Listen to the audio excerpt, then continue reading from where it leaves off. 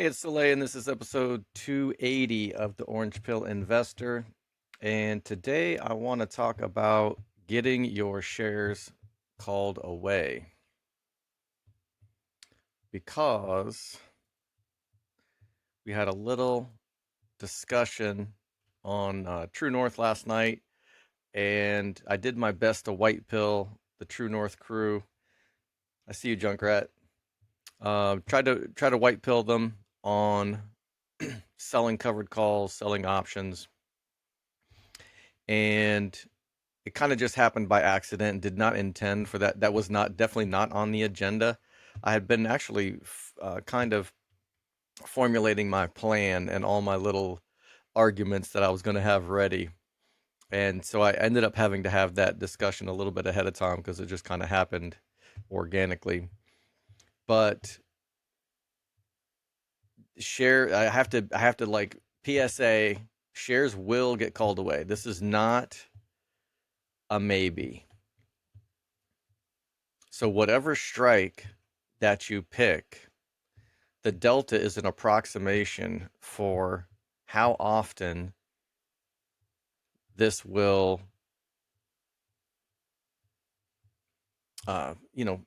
breach your strikes. So this strike right here has a 74% chance of profit, meaning about 74% of the time it will stay under the break-even price. And then 25% of the time it will go over the break-even price. And then selling this covered call would cause you to, lose money. Now it's covered, so you got the 100 shares.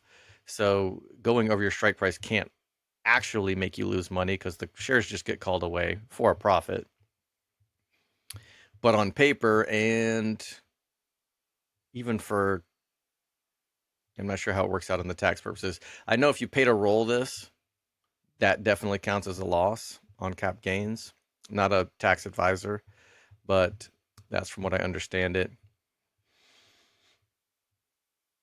So this is about, 40% chance that, this will breach my strikes. And then I have to make some kind of decision. Do I pay to roll or whatever, or let them get called away? So it's not, I think a lot of people get into this and they think, oh, I can just earn all this yield forever for free. And my shares will never get called away.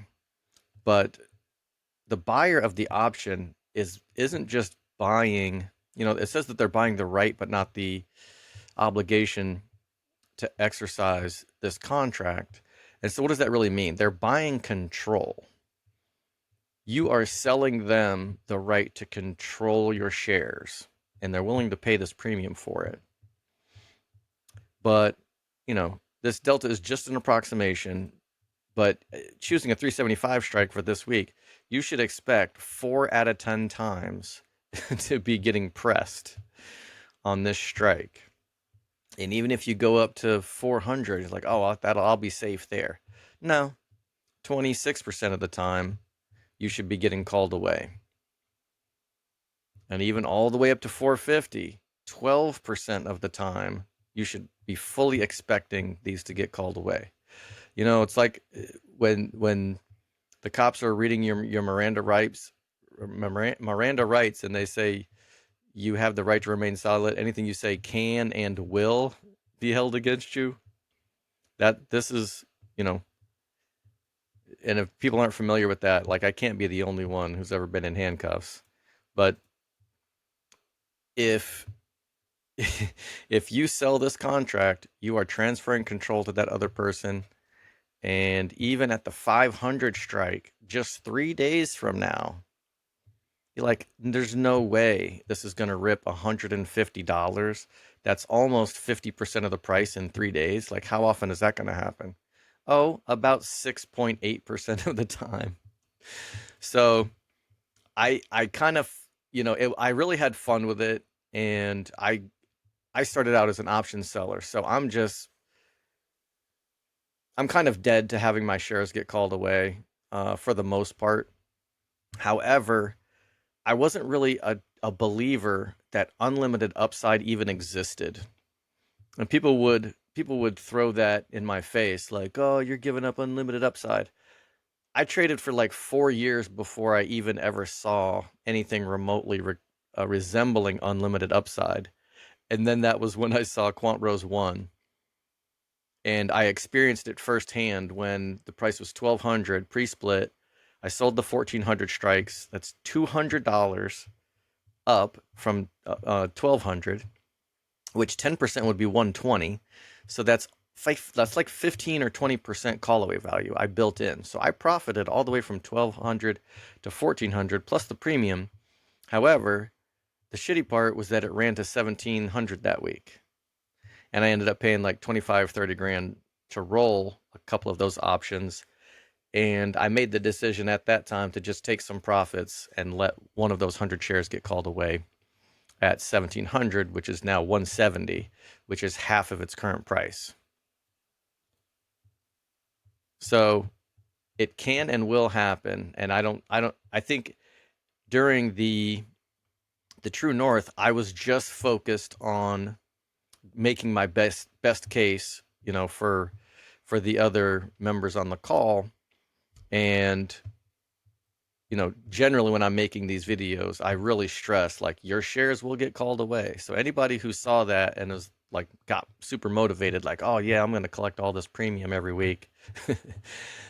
Yes, that is a benefit. However, uh, Thomas Sowell said there are no solutions, only trade-offs. And so you're going to gain some yield, but the trade-off is that every once in a while, or if you're selling more aggressive ones, more often than not, your strikes will be breached. And let's just take a look at mine. So these 350 calls are in the money. This 440 is not, but it damn sure could be in 45 days, right? So I fully understand that I'm playing with fire when I do this, but I've got 1,500 shares and I'm comfortable with the risk of, putting a few of these at risk. Plus, I've got a bunch of long calls. I'm leveraged to the gills on these. So worst case scenario, if I do have to pony up the money and I want to roll these and don't let them get called away, I've got these long calls that I can just dip into if the price rips. This is not an exact science. I kind of tried to figure it out, and I'm like, you know, if you want to say like a doomsday scenario, which would actually be best case scenario, like for MicroStrategy to run up 50% by next week would be amazing, but it would wreck these covered calls. I kind of figured, maybe 50 uncovered delta for every 100 shares should probably cover a move like that. And you can calculate it out. You just calculate the difference between 350 strike and 700, figure out how much it would cost to roll, and then figure out how many shares you'd need uncovered to pay that difference. But that number is going to be completely different, based on whatever kind of scenario might happen.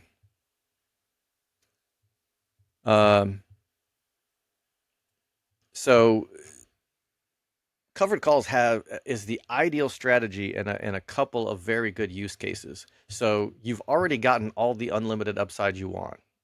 That's definitely one.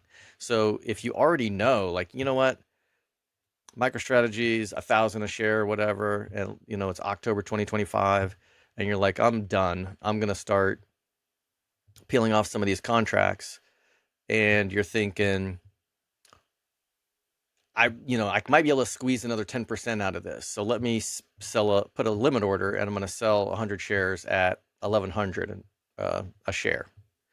Well, you might as well just sell a covered call at 1,100, since that's the price you want to get called away anyway, and then get paid whatever premium you can get at that strike. So that's just kind of gravy. And in that case, if it just stays at 1,000 a share from October, November, December, you're just going to collect all the premium for 3 months, and then you'll probably just have to sell at the market at 1,000 anyway. So in that scenario, there's no downside really. But if there is a metric ass ton of growing room for MicroStrategy right now. I just watched Dan Hillary's interview on Tim Kotzman, and the frickin' spreadsheet magic is just straight bull fuel. And depending on what Bitcoin does, if it surprises people, then MicroStrategy is going to be on an absolute tear. And I'm not going to regret a few hundred shares getting called away at 350 if I still have 1,200 shares that go to 1,000. Like, I'm good already. I'm already trying to figure out, like, okay, how much PTO do I have on the books, and how much vacation time can I take before I before I put in my notice. So if I miss out on a little bit of upside, I've already won this chapter, this part of the game.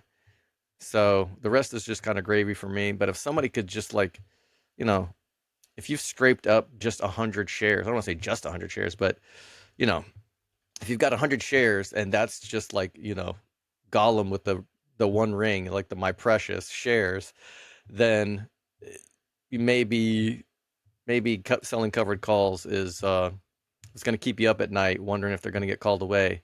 Then maybe save that for this time next year.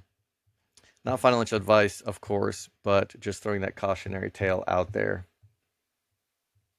All right, let me check the chat here real quick. Junkrat, loved it when you're cooking option ideas. Yeah, thanks, man. Let's see, he says, asked last night in Jeff's chat about you selling covered calls during the bull. I think Jeff obliged me.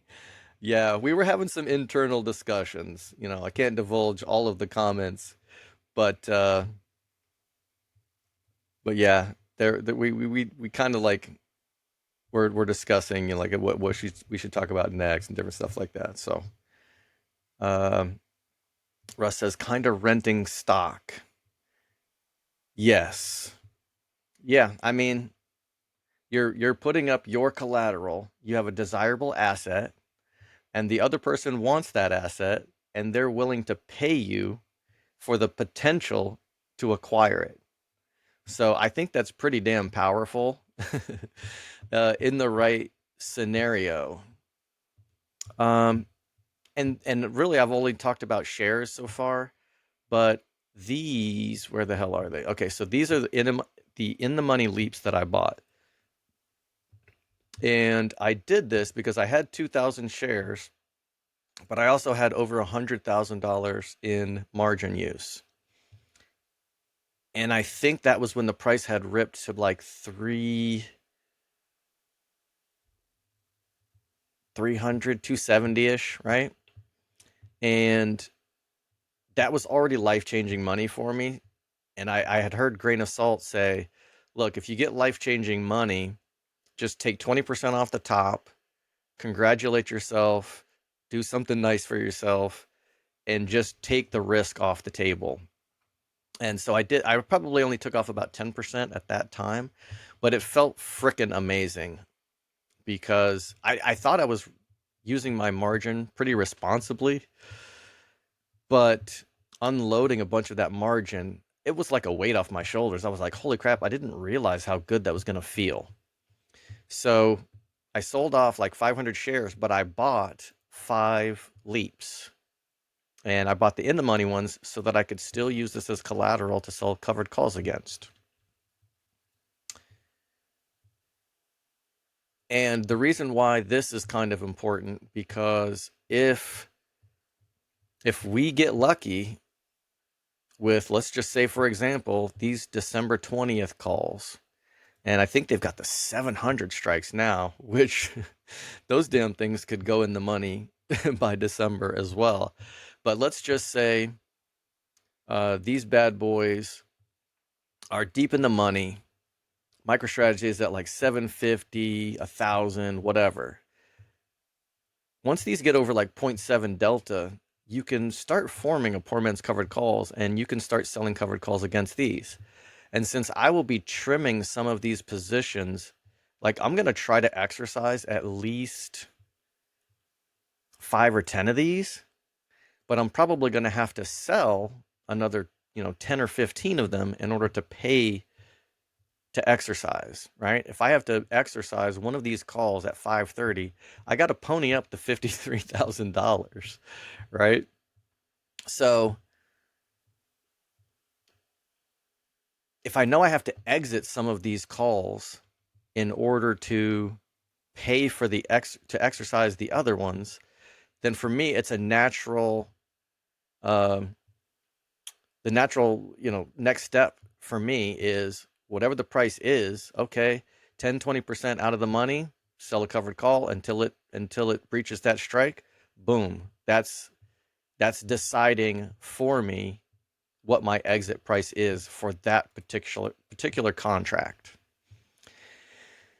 And I think that just kind of helps time the market as well. Like, it may be impossible to just time the top, but if I know I'm going to exit 15 of these positions in October, I can try to, I can sell 5 covered calls at various strikes, and, some 5% out of the money, some 10% out of the money, some 20% of the money. And then whichever ones get called away, boom. Now I've basically timed the top of the market. The ones that are, the strikes that are above the all-time highs at that point won't get called away. And then I can just repeat that again the next week until all of the positions that I need to unload are gone. And then I've just got my dry powder to exercise however many contracts I can afford to exercise at that point.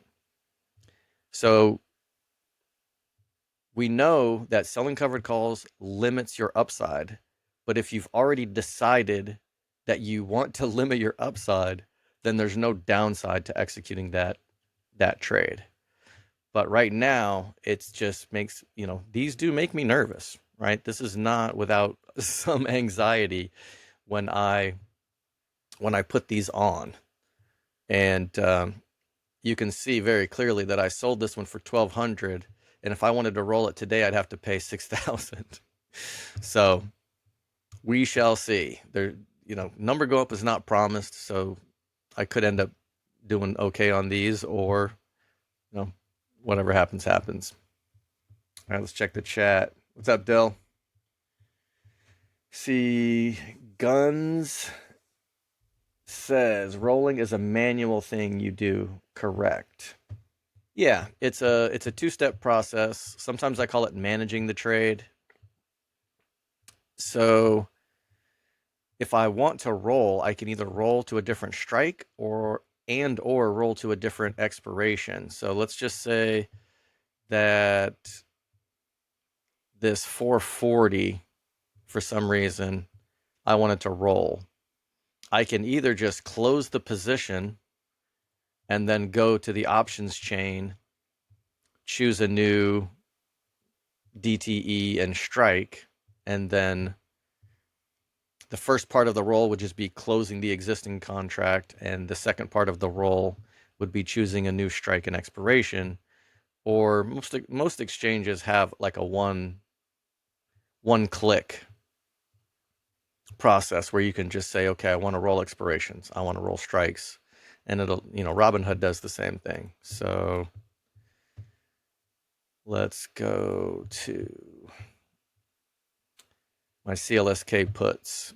If I wanted to roll these, I can just roll this position. It's going to automatically close the cash secured put that I opened, and it's going to let me select a new one to open in its place. So buy to close on the old contract, sell to open on the new one.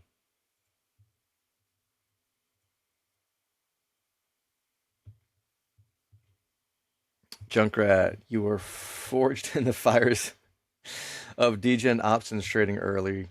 MSTR came at the right time for you, dude. Yeah, it really did. I was already trading MSTR, but I kind of just considered it a leveraged play. The premiums were delicious, so I was just enjoying that and making good money with it. But I didn't truly understand what MSTR could be until I saw the Quant Bros episode, and I was like, hold the phone. This is a new thing."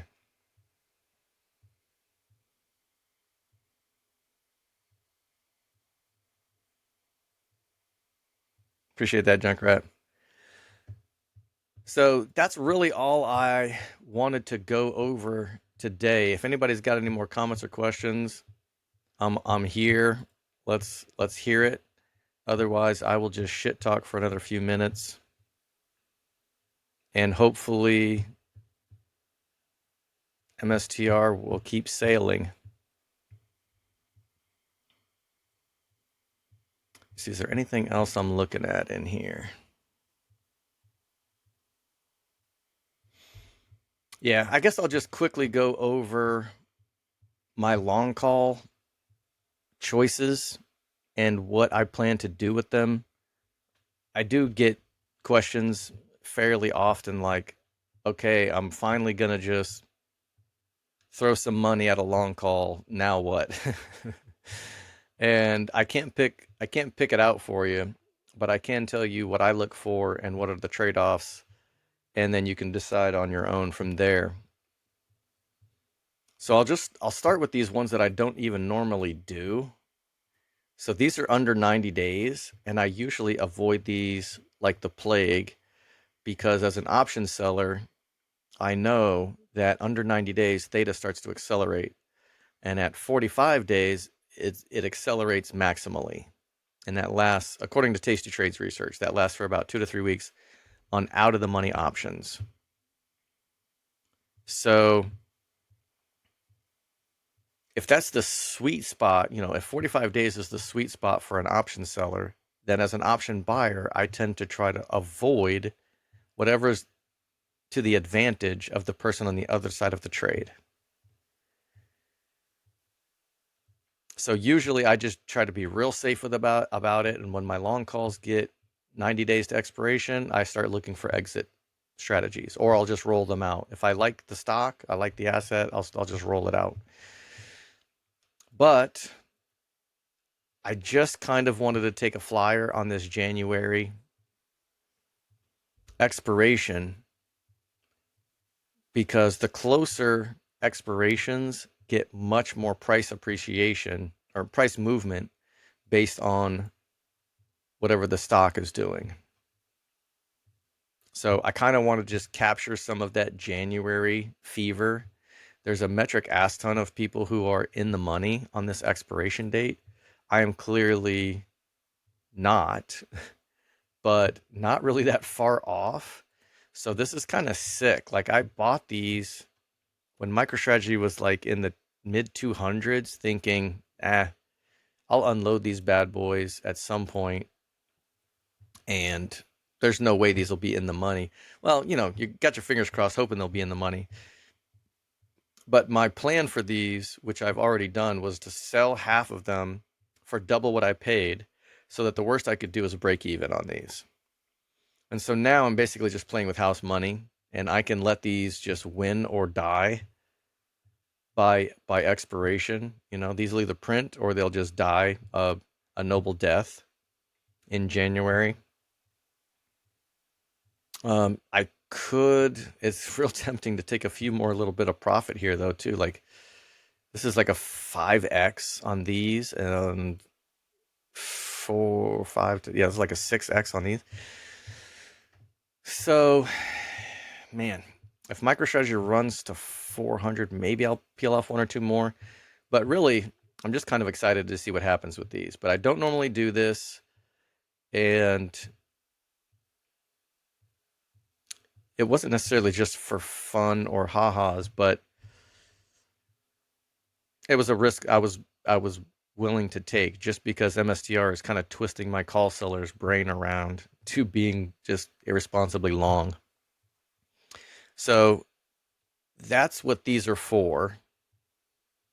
And these are much different. So these are the Aprils, and these were the highest strike available when I bought them. Of course, they're getting, much closer to being in the money. But my plan with these is, regardless of whether these go in the money or not, I bought them at around 180 days to expiration. And when they do get to 90 days, when I start feeling that little twitch, like I don't like where theta is going at this point, my plan is to roll these every 90 days out another 90 days so that they're back to 180 again. And I'm going to roll to the highest strikes available. So by January, the highest strikes might be a frickin' 1,000 or 1,200. So I'll just be rolling up from the 530s up to the whatever the highest strike is available in January. And I'm going to do that every 3 months through 2025. And these will absolutely not ever be exercised because I'm just going to be constantly rolling to the highest strikes. I'm going to be constantly rolling to the strikes that have the smallest delta and highest gamma.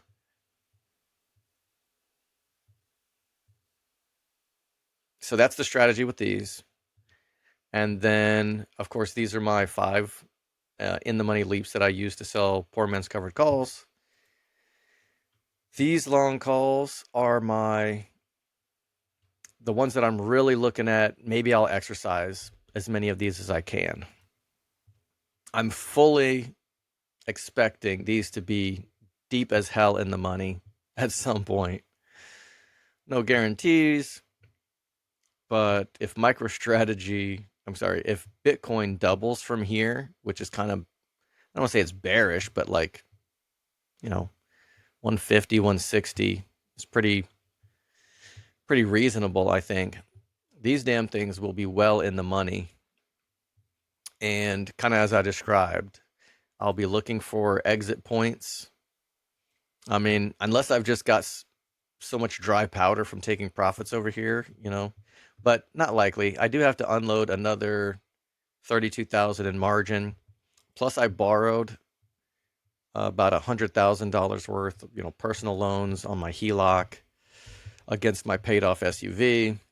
So I will have to take another 100,000 in profit in addition to this margin use before I can even consider exercising options. So everybody's situation is different.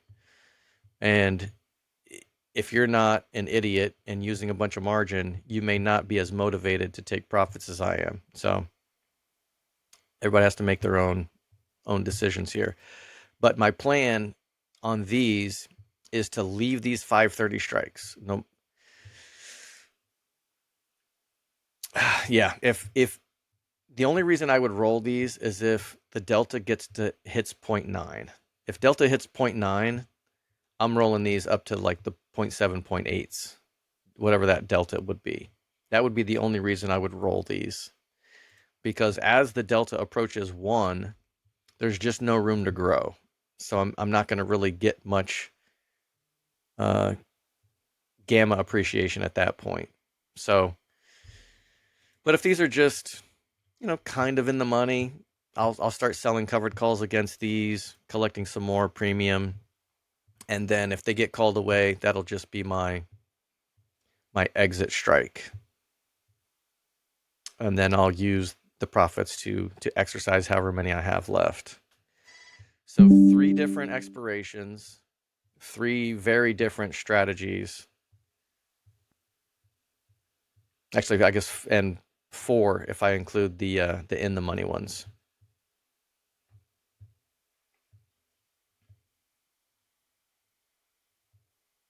All right, Junkrat says, I dipped into 700s today for the June 20th. I know. As soon as I saw the 700s, I was like, I got to get some of those.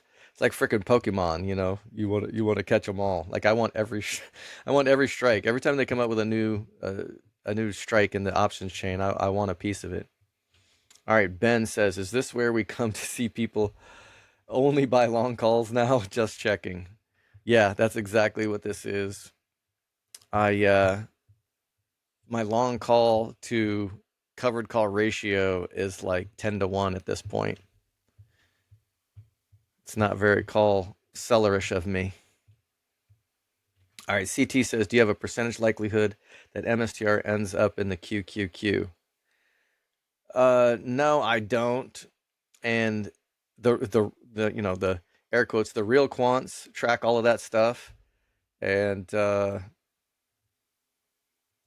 but from the bullish way that I hear them talking, I don't know, 99.5%.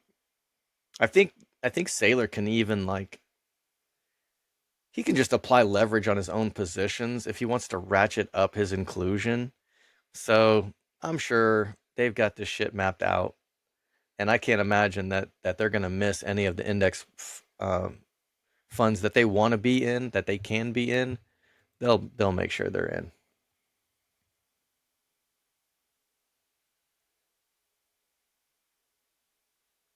Junkrat says, left to win or die. They expect one of us in the wreckage, brother. Yeah. What's up, David?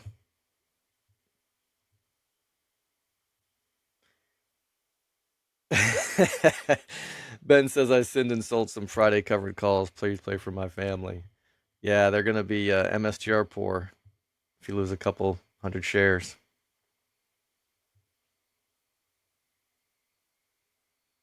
Yeah, everybody wants to know what Ben's on. That's hilarious. I should just invite him up and then I can drop.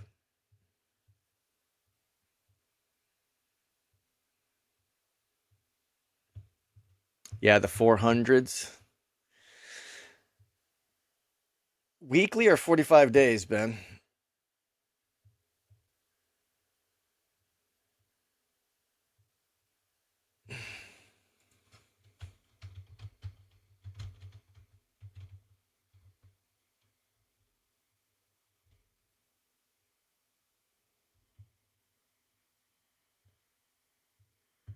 Yeah, I love it.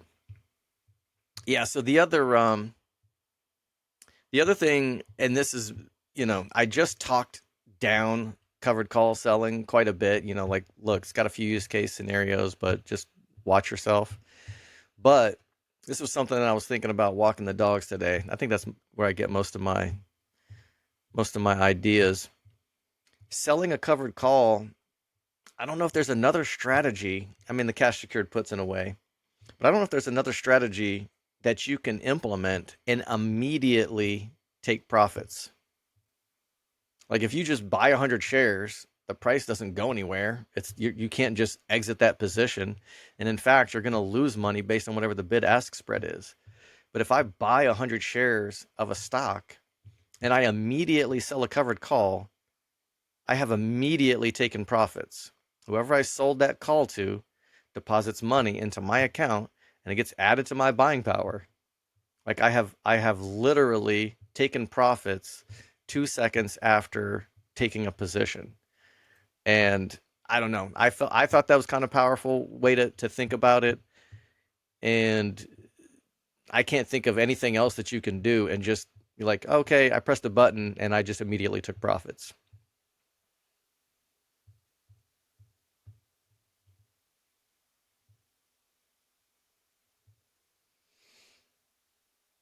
All right, 2 minutes says I have all my capital deployed until the first week in December. New capital coming in the first week in December is starting to buy MicroStrategy in December too late.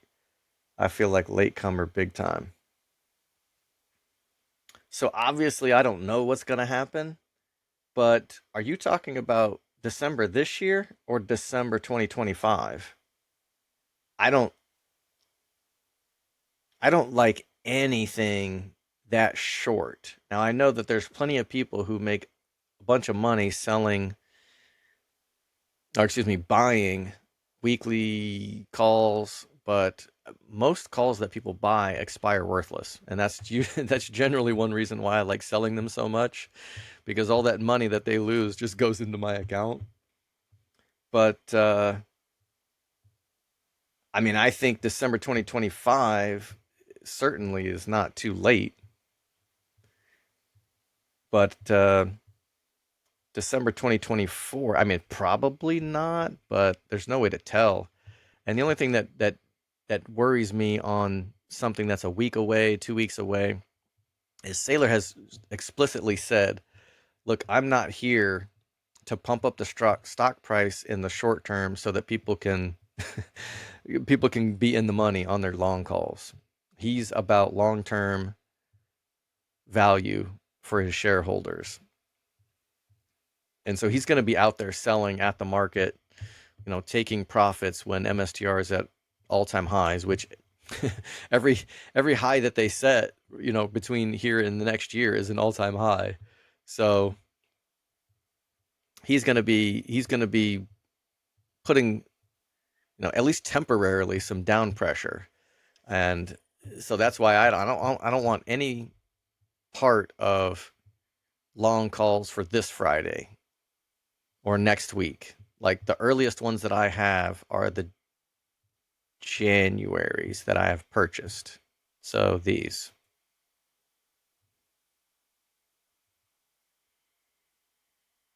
Other people may be experienced momentum traders, or just, hey, they just want a bunch of like YOLO and they're willing to take that risk. Maybe they're that bullish on MicroStrategy, but they just make me nervous. I mean, hell, even the under 90 days ones make me nervous. So maybe I'm just a little bitch. I don't know. This year, yeah, I can't comment on that. I have no idea what the price is going to do in a month. I don't make any price predictions, and I just think long term, over the next year, it'll be up, but month to month, I could not even guess in the slightest. Like, when the price was hitting 2000s pre-split, if somebody asked me what do I think it's going to go to, I mean, I would love for it to have gone to 4,000, but it didn't. It retraced and went down to and it went down to, basically just over 100, and then it found its place and then walked sideways for 4 frickin' months, and then it decided to do what it wanted to do again. So is it going to go to 700 by December, or is it going to go find support back here at 220? It's a coin flip for me.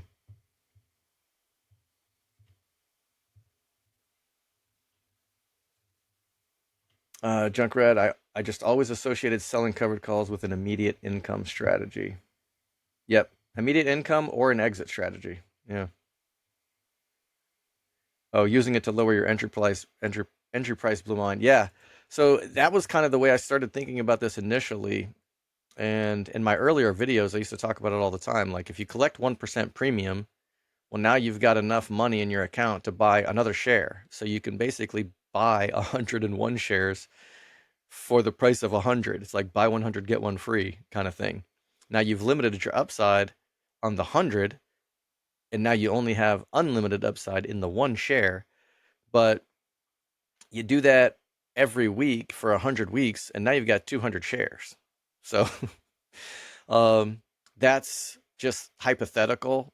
That can, the likelihood of you actually being able to sell out of the money every single week for 100 weeks in a row and not get your shares called away is almost almost impossible. But just just as a mind experiment, that's kind of the way that I think about stuff like that. Swole says, why don't you sell weeklies? It's usually better. Absolutely. So I used to do the weeklies, but it was probably right about here when I got a little bit shell shocked from it, because earlier I told the story about when the price was about 1200, I sold the 1400 strike and the price went to 1700. And paying $30,000 to roll a weekly covered call didn't feel too good. And if I had sold right here, what is this, March 8th, if I had sold 45 days to expiration, that's going to get me to, what is that, a month and a half, right? So it's going to get me to April, like 20 something. Boom, right here. I could have dodged this whole peak, and then the price comes back down, and I probably could just, rolled it for a profit here instead of getting wrecked on the weeklies. So 45 days to expiration, you can customize it and get very similar results. Like when I choose my strikes for 45 days to expiration, if I want to collect 1% in 1 week, the 45 DTE options I usually manage I try to manage them in 2 weeks. It can go to 3. But if I just say, best case scenario, I manage it in 2 weeks, and I'm going to buy it back for half the price I sold it, that's my goal, then I need to multiply my 1% times 4 in order to be able to average 1% a week, managing my 45 days to expiration calls. So when I'm choosing my 45 days to expiration, I try to get at least 4% of whatever the stock's value is, and try to manage it in 2 weeks for half the cost, which would average out to about 1% a week. In that case, I can also sometimes squeeze out a little bit more call-away value, which on one hand is good, but the chances of it going out of the money on a 45 days is probably greater. So I like 45 days sometimes because it gives me time to be right. I can get this wrong on the short term, but then, luck out and be right in the long term. But then again, on the weeklies, I mean, if you get wrecked here, then you could just keep doing it and, maybe it would average out. I don't think it probably matters in the long run, but your point still stands. So every week that you extend the length of the contract, you get diminishing returns. So for 1 week, you might get 500 premium. And if you go to 2 weeks, you would think, oh, okay, well, it's double, so I must get 1,000 premium. And you won't. You'll get 800 or 900. So you'll get 500 for the first week and then like 300 or 400 for the second week.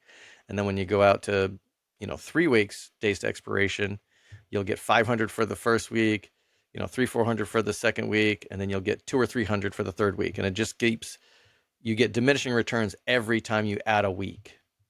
So you're absolutely correct that the premiums are higher week to week, but again, it's just a trade-off scenario, and you got to figure out what you're willing to risk versus what you get from it.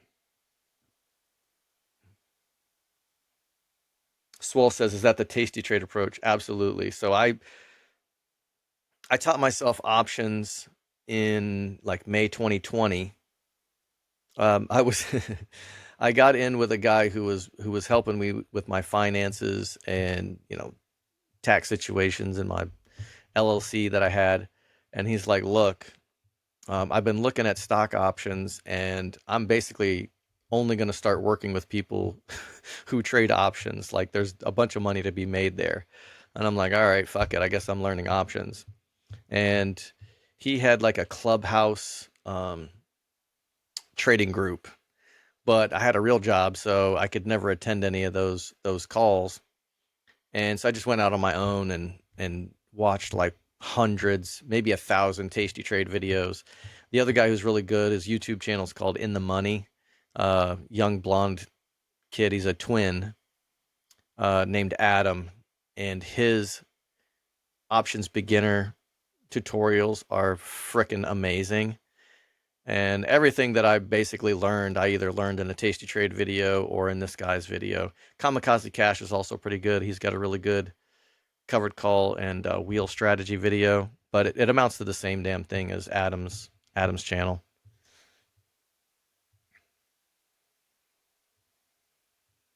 All right, later, Junk. Oh, 2 minute. You've seen In the Money's channel as well. Is that what your comment was about? Because yeah, he's awesome. He should have been a college professor, because just the way that he teaches is so awesome. Yeah, I don't know if you followed his medical story, but him and his twin brother like both got freaking brain inflammation, and I think they're kind of recovering now. I've seen him posting some new videos, so that's good to see.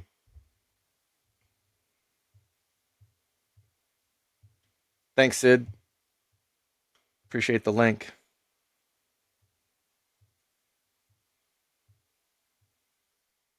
All right, what else you got? I think I rambled a little bit more than I intended to. We'll hang out for another minute. Let's see if there's anything I need to cover in this 5K account.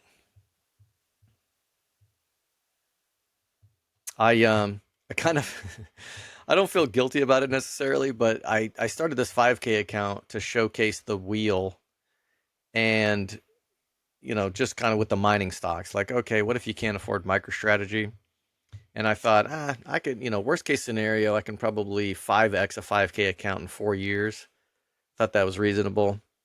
And with the way that, the bull cycle is running, it's kind of like a cheat code, really. And instead of taking the premiums and buying shares, I started buying MicroStrategy long calls, like whatever the dirt cheapest ones I could afford. Like, I think I had about 10,000 in this account when I bought this one for 1,100. I thought, that's kind of reasonable. 10% of the whole account's value in one option. But I was buying fractional shares in MicroStrategy and just kind of using that as my store of value. And then once my MicroStrategy shares accumulated enough that I could afford one of these long calls, I just sold my shares and bought this bad boy. And so that's accounting for like, oh god, I paid 1,000 for it. It's worth 8. So that is accounting for 7,000 of this account's gains. So a third of this gains is just from a MicroStrategy long call, and you know, the other 9,000 is actually from the wheel strategy. So it felt like a little bit like cheating, but I couldn't help myself.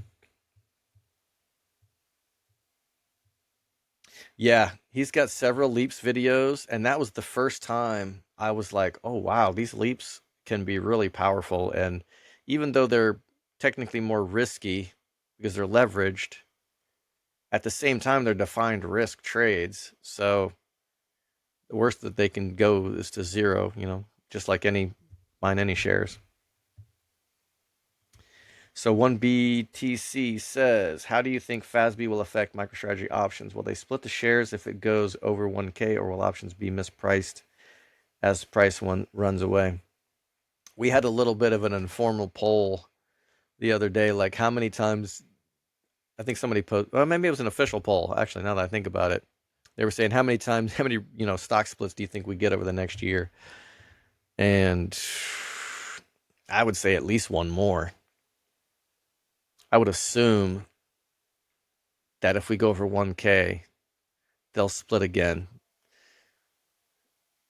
So the over under on 0 splits, I will take the over.